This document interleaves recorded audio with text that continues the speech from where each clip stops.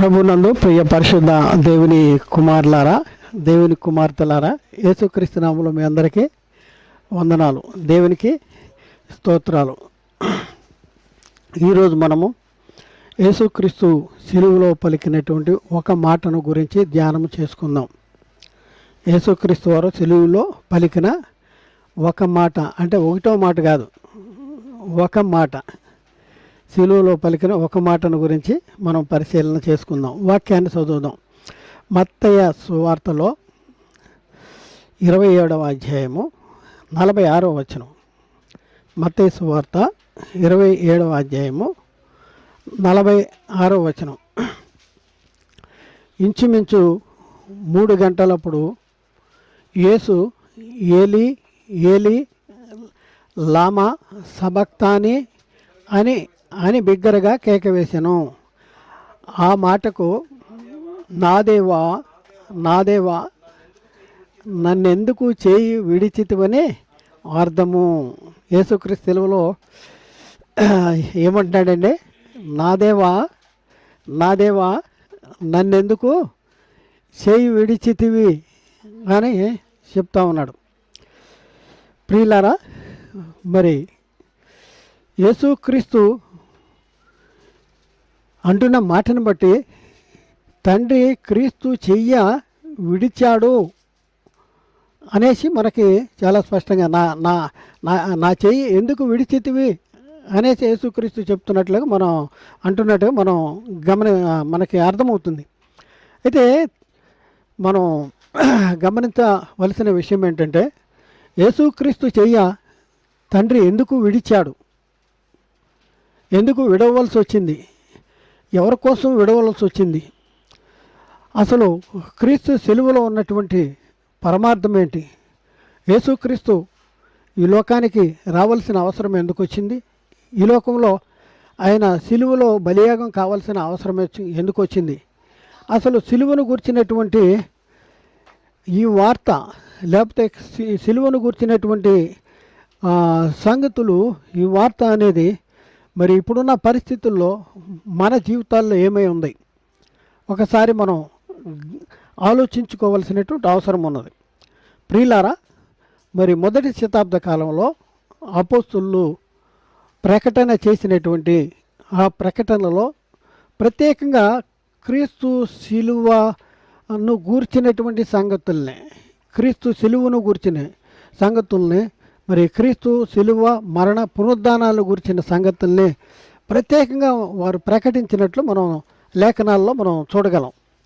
1 కొరింథీ పత్రికలో 1వ అధ్యాయంలో 18వ వచనంలో మనం పరిశీలన చేసుకుంటే అక్కడ పౌలు చెప్తా ఉన్నాడు, అపోస్తలుడైన పౌలు, సిలువను గూర్చిన వార్త నశించు వారికి వెర్రితనముగానే రక్షించబడుతున్న మనకి దేవుని శక్తి అయి ఉన్నది అంటాడు. దేవుని శక్తి దేంట్లో ఉందంట? యేసుక్రీస్తు సిలువను గూర్చినటువంటి వార్తలో ఉంది, క్రీస్తు సిలువను గూర్చిన వార్త. అలాగే 1 కొరింథీ పత్రిక 1వ అధ్యాయం 23వ వచనంలో అక్కడ అయితే మేము ఎవరిని ప్రకటిస్తున్నాం? సిలువ వేయబడిన క్రీస్తుని. దానికి పై వచనం మనం కూడా చదివితే యూదులు సూచక్రియలు చేయమని అడుగుతున్నారు, గ్రీసు దేశస్తులు జ్ఞానాన్ని వెతుకుతున్నారు. చూడండి లోకంలో ఉన్న పరిస్థితి. యూదులంటే సూచక్రియలు చేయమని అడుగుతున్నారు, గ్రీసు దేశస్తులు జ్ఞానాన్ని వెతుకుతున్నారు. అయితే మేము ఎవరిని ప్రకటిస్తున్నాం అని అపోస్తులు చెప్తున్నారు? సిలువ వేయబడిన క్రీస్తునే ప్రకటిస్తున్నాము అనేసి చెప్తున్నారు. మరి ముఖ్యంగా మేము యేసు క్రీస్తును అనగా సిలువ వేయబడిన క్రీస్తును తప్ప మరి ఎవరిని మీ మధ్య ఎరగకుండును గాక అంటాడు. ఎక్కడ? 1 కొరింథీ పత్రిక 2వ అధ్యాయము 2వ వచనంలో, 1 కొరింథీ 2వ అధ్యాయము 2వ వచనం. అసలు సిలువను గూర్చినటువంటి ఆ సంగతుల్లో ఉన్నటువంటి ప్రాముఖ్యత ఏంటి, సిలువను గూర్చిన సంగతుల్లో ఉన్నటువంటి ప్రాముఖ్యత ఏంటి, అసలు ఏంటి దాని ప్రాధాన్యం ఏంటి? మరి ప్రతి సంవత్సరము మనం ఈ క్రీస్తు సిలువలో పలికినటువంటి మాటల్ని మనం ధ్యానము చేసుకుంటున్నాం, దాన్ని జ్ఞాపకం చేసుకుంటూ మాత్రమేనా? అసలు క్రీస్తు సిలువలో ఏది ప్రత్యక్షపరచబడుతుంది? క్రీస్తు సిలువలో దేవుని ప్రేమ ప్రత్యక్షపరచబడుతుందా? క్రీస్తు సిలువలో మరి క్రీస్తు త్యాగం అనేది ప్రత్యక్షపరచబడుతుందా? క్రీస్తు సిలువలో మరి మనకి ఆశీర్వాదం అనేది ప్రత్యక్షపరచబడుతుందా? ఏంటి ఇవన్నీ మనం పరిశీలన చేసుకోవాల్సిన అవసరం ఉంది. యేసుక్రీస్తు సిలువలో పలికిన ఆ మాటల్ని మనం ధ్యానించుకుంటూ అక్కడే ఆగిపోవాలా? యేసుక్రీస్తు మరి అలా బాధపడ్డాడు, ఇలా శ్రమపడ్డాడు, ఇలా బాధపడ్డాడు అనేసి ఆయన గురించి మనం చింతించు, విచారిస్తూ, దుఃఖిస్తూ, బాధపడుతూ మరి ఆ ఆ మాటల్ని ధ్యానించటం మాత్రమే చేయటం వలన మనకేదైనా ప్రయోజనం ఉందా? లేకపోతే ఆ సిలువను కూర్చిన వార్తలో ఉన్నటువంటి శ్రేష్టమైన విశిష్టమైనటువంటి మనకి కలిగినటువంటి ఆశీర్వాదం ఏంటి అనేసి మనం తెలుసుకోవాల్సిన అవసరం ఉంది. 1 కొరింథీ పత్రిక 2వ అధ్యాయము 2వ వచనంలో అపోస్తలుడైన పౌలు చెప్తున్న మాట ఏంటంటే, నేను యేసుక్రీస్తును అనగా సిలువ వేయబడిన యేసుక్రీస్తును తప్ప మరి దేనిని మీ మధ్య ఎరగకుండునని నిశ్చయించుకుంటుని అన్నాడు. అంటే యేసుక్రీస్తును అనగా ఎవరు? సిలువ వేయబడిన యేసుక్రీస్తును తప్ప మరి దేన్ని మీ మధ్య ఎరగకుందునుగాక అంటాడు. ఇంకా మనం పరిశీలన చేస్తే ఆ సిలువలో ఏం జరిగిందంటే ద్వేషం అనేది కొట్టివేయబడింది. ఒక ద్వేషమేమో అప్పటికే యేసుక్రీస్తు వచ్చేటప్పటికి యూదులకి అన్యజనులకి మధ్య ఉన్న ద్వేషము, రెండవ ద్వేషమేమో మరి లోకంలో ఉన్న ప్రజలకి దేవునికి మధ్యలో ఉన్నటువంటి ఆ పాపమనే ద్వేషము.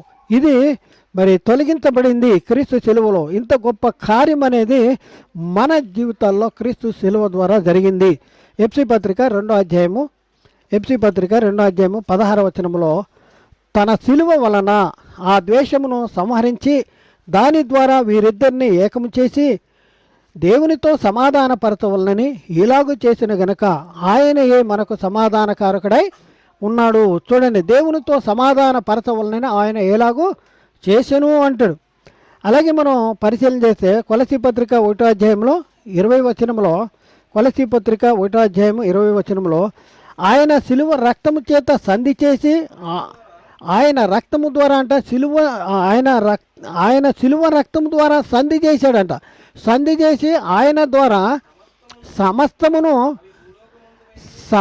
అంటే ఏమేమి అంటే భూలోకమందున్నవి అయినను అంటే భూలోకంలో ఉన్నటువంటి మనము, పరలోకమందున్నవి అయినను అంటే పరలోకంలో ఉన్నటువంటి దేవుని కుటుంబంలో చేర్చబడినటువంటి దేవుని కుటుంబంలో ఉన్నటువంటి యేసుక్రీస్తు పరిశుద్ధాత్ముడు మరి తండ్రి పరలోకమందున్నవి అయినను వాటన్నింటినీ ఆయన ద్వారా తనతో సమాధానపరుచుకున్న వలనని తండ్రి అభీష్టమైన చూడండి ఆయన సిలువ రక్తము చేత సంధి చేసి అంటాడు. సిలువ రక్తము చేత ఏం జరుగుతుంది? సంధి అనేది జరుగుతుంది. సంధి ఎవరెవరికి సంధి జరుగుతుంది? పరలోకముందున్న వారిలో కానీ పరలోకముందున్న వారికి భూమి మీద ఉన్న వారికి సంధి జరుగుతుంది. ఆ సిలువ వలన ఏం జరిగింది అంటే మనకు విరోధముగాను మనకు అడ్డముగాను ఉండినటువంటి పత్రాన్ని మేకులతో సిలువలో కొట్టివేయటం అనేది జరిగింది. చూద్దాం, కొలసీ పత్రిక 2వ అధ్యాయము 14వ వచనం. కొలసీ పత్రిక 2వ అధ్యాయము 14వ వచనం. మరియు అపరాధము వలనను శరీరమందు, కొలసీ పత్రిక 2వ అధ్యాయము 14వ వచనం. దేవుడు వ్రాతరూపకమైన ఆజ్ఞల వలన మన మీద రుణముగాను మనకు విరోధముగా ఉండిన పత్రమును మేకులతో సిలువకు కొట్టి దాని మీద చేవ్రాతను తుడిచివేసి మనకు అడ్డము లేకుండా దాన్ని ఎత్తివేసి మన అపరాధములన్నింటినీ క్షమించి. ఇక్కడ 2 మాటలు మనం చూస్తున్నాం. ఆయనతో కూడా జీవింపజేసిన. ఇక్కడ చూస్తే మనకు విరోధంగా ఉండిన పత్రం అంట, దాన్ని ఏం చేశాడు? మేకులతో సిలువకు కొట్టేసంట మన అపరాధములన్నింటినీ క్షమించి మన అపరాధాలన్నీ క్షమించడం అనేది జరిగింది. అంటే యేసుక్రీస్తు సిలువ యొక్క ప్రాధాన్యత ఏంటి అనేసి మనం తెలుసుకోవాల్సిన అవసరం కాదు. సిలువలోనే పాప క్షమాపణ, సిలువలోనే విమోచన, సిలువలోనే నిత్య జీవము, సిలువను గూర్చిన వార్త నశించు వారికి వెరితనము, రక్షించబడుతున్న మనకి దేవుని శక్తి అనేసి అక్కడ రాయబడింది. ప్రియులారా, ఒకసారి ఆలోచించేయండి. మరి ఎందుకు యేసుక్రీస్తు మరి సిలువలో మరి బలి యాగం కావించబడవలసి వచ్చింది? ఎందుకు యేసుక్రీస్తుని దేవుడు చేయి విడిచేశాడు? దేనికి? నీ కోసం అండి, నీ కోసం, మన కోసము. మన పరిస్థితి ఎలా ఉంది? నీతిమంతుడు ఒక్కడు లేడు. మరి అందరూ పాపం చేసి దేవుడు అనుగ్రహించి మహిమను పొందలేకపోతున్నాడు. పాపము, ఆజ్ఞాతిక్రమణే పాపము. పాపం వల్ల వచ్చే జీతము మరణము, రెండవ మరణము, నిత్య నరకము, యుగ యుగాలు నరకములో కాలేటటువంటి పరిస్థితి. చూడండి, మన కోసము తన సొంత కుమారుని ఈ లోకానికి పాప శరీరాకారంతో పంపి ఆయన శరీరం ముందు మన పాపాలకి శిక్ష విధించెను. ఎందుకు? మనుషుల సంగతులే ఆలోచిస్తున్నారు, దేవుని సంగతులు ఆలోచిస్తున్నారు. కుమారుడైన దేవుళ్ళుగా మార్చబడలే వీళ్ళు. ఎప్పుడు మార్చబడతారు? ఎప్పుడు కొత్తగా జన్మించిన అప్పుడు వీళ్ళకి అర్థమవుద్ది అసలు యేసుక్రీస్తు సిలువలో చేసిన బలియాగము, దాని యొక్క విలువ, దాని పరమార్థము, దాని ద్వారా మనం పొందుకున్న మహిమ, ఆశీర్వాదం మనకు ఎప్పుడు అర్థమవుద్దంటే క్రొత్తగా జన్మించాలి. ఒకడు క్రొత్తగా జన్మించితేనే కానీ దేవుని రాజ్యంలో ప్రవేశించలేడు. ఒకడు నీటి మూలంగా, ఆత్మూలంగా జన్మించితే కానీ పరలోక రాజ్యంలో ప్రవేశించలేడు అనేసి చెప్తా ఉన్నాడు. శరీరం మూలంగా జన్మించాడు. అందుకనే అంటాడు, మనుషుల సంగతులు ఆలోచిస్తున్నావు. మనుషుల సంగతులు ఆలోచిస్తున్నారు వీళ్ళు. దేవుని సంగతులు ఆలోచించాలంటే నువ్వు కుమారుడైన దేవుడిగా మారాలి. నువ్వు కుమారుడైన దేవుడిగా మారాలి. నువ్వు కూడా దేవుడివే. ఏ దేవుడు? తండ్రి కాదు నువ్వు, తండ్రి అయిన దేవుడు కాదు నువ్వు, కుమారుడైన దేవుడు. దేవుని కుమారులు. నువ్వెవరు అంటే ఏం చెప్తావు? గాడిద కుమారుని అంటావా? ఏం చెప్తా చెప్పండి? మీరు ఎవరు కుమారులు అంటే గాడిద కుమారులు వండి అంటావా? ఎవరు చెప్తా? దేవుని కుమారులు వండి అంటే ఎట్లా దేవుని కుమారులు? తను ఎందరు అంగీకరించదరో అనగా తన నామమందు విశ్వాసం ఉంచు వారికి ఆయన దేవుని పిల్లలు అవుటకు ఆయన అధికారం. యోహాను సువార్త 12-13 వచనాలను బట్టి దేవుని కుమారులు. అలాగే రోమపత్రికలో 8వ అధ్యాయంలో దేవుని ఆత్మచేత ఎందరు నడిపించబడదరో వారందరూ దేవుని కుమారులు. అలాగే గలతీ పత్రిక 3వ అధ్యాయంలో యేసుక్రీస్తునందు విశ్వాసం ద్వారా మీరందరూ దేవుని కుమారులే ఉన్నారు. దేవుని కుమారులు ఈజ్వల్ కుమారుడైన దేవుళ్ళు. కుమారుడైన దేవుళ్ళు కాదంటారా? ఎవరు రమ్మనండి కాదని, ఈ ఈక్వేషన్ కాదు అని చెప్పమనండి. దేవుని కుమారులు ఈజ్వల్ కుమారుడైన దైవములు.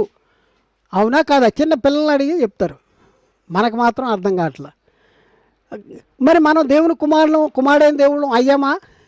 అప్పుడు దేవుని సంగతులు నీకు అర్థం అవుతాయి. అప్పుడే అర్థమవుతాయి. ఎందుకు అర్థం కావట్లేదు? ఎందుకు ఏడుస్తున్నారంటే, ఎందుకు మొత్తుకుంటున్నారంటే, మొత్తుకోవాలా?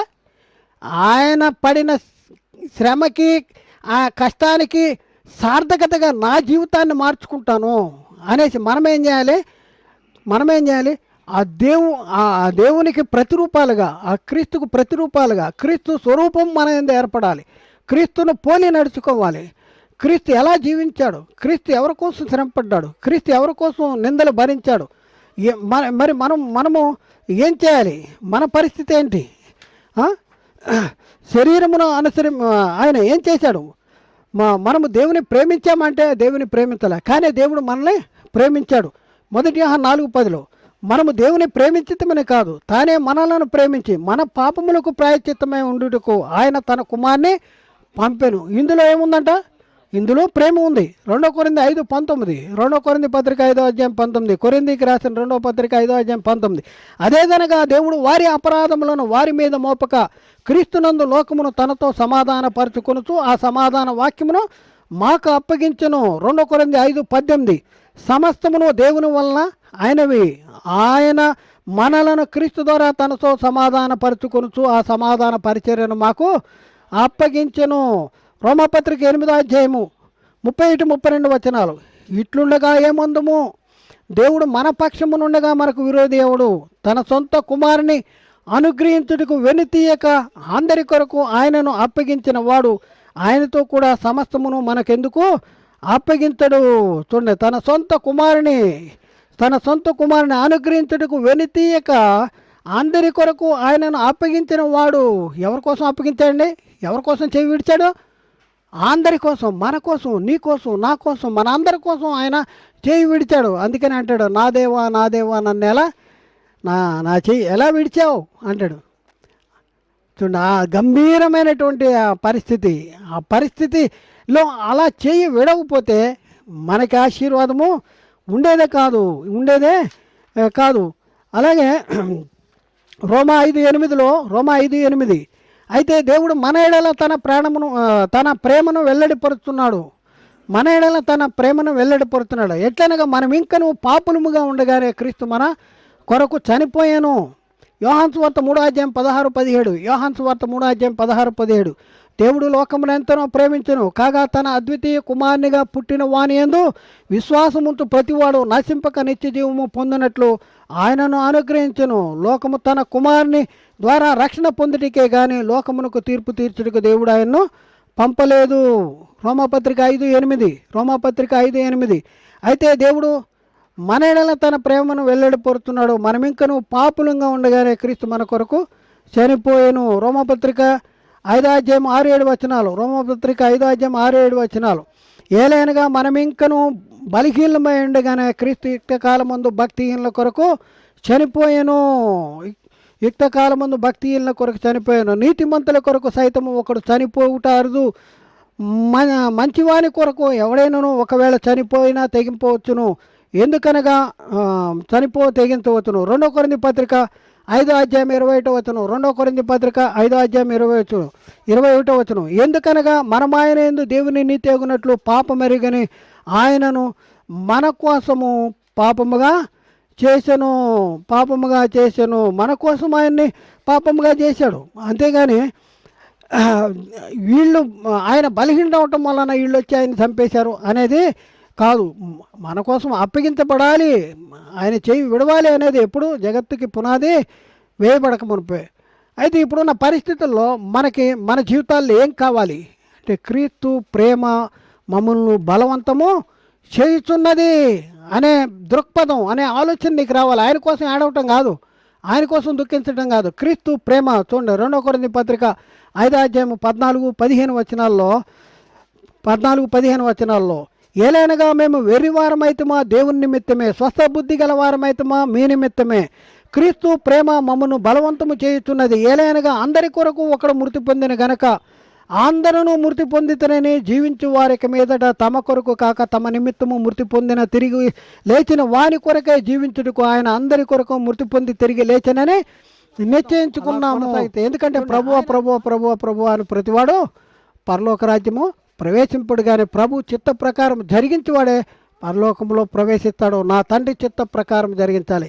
తండ్రి చిత్తం ఏంటి? క్రీస్తు చేయి విడవటంలో ఎందుకు విడిచాడు?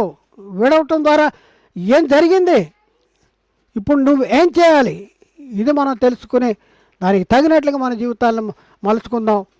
మరి అటు కృప దేవుడు మనకు అనుగ్రహించాడు. దాన్ని బట్టి దేవునికి కృతజ్ఞతాస్తులు చెల్లిద్దాం. మరి ముఖ్యంగా ప్రియులారా, మేము మాట్లాడే ప్రతి ప్రసంగము యూట్యూబ్లో అప్లోడ్ చేయబడుతుంది. చేయబడిన ప్రసంగాలు మీరు చూడాలంటే యూట్యూబ్ సెర్చ్లో యునైటెడ్ బైబిల్ అకాడమీ అని టైప్ చేసి సెర్చ్ బటన్ నొక్కితే మేము మాట్లాడే ప్రతి ప్రసంగాన్ని మీరు చూడగలరు. మరి ముఖ్యంగా సబ్స్క్రైబ్ చేసుకుంటాం మీరు మర్చిపోవద్దు. అందుకంటే ముఖ్యంగా మేము మాట్లాడుతున్నటువంటి ఈ పరిచర్య ద్వారా వెలువడుతున్నటువంటి ఈ యొక్క కార్యక్రమాలు మిమ్మల్ని ఆకర్షింపచేస్తున్నాయా? దీనివల్ల మీరు ఆధ్యాత్మికంగా ఎదగలుగుతున్నారా? అయితే ఈ పరిచర్యలో మీరు కూడా పాలి భాగస్తులు కావాలని కోరుకుంటున్నారా? అయితే మీరు చేయాల్సిన పని ఒకటే. ఈ పరిచర్య కోసం మీ అనుదిన ప్రార్థనలో జ్ఞాపకం చేసుకోండి. మీ అనుదిన ప్రార్థనలో ఈ పరిచర్య కోసం జ్ఞాపకం చేసుకుంటం ద్వారా ఈ పరిచర్యలో మీరు కూడా పాలి భాగస్తులు కాగలరు. దేవుడు మిమ్మల్ని దీవించి ఆశీర్వదించునుగాక. ఆమెన్.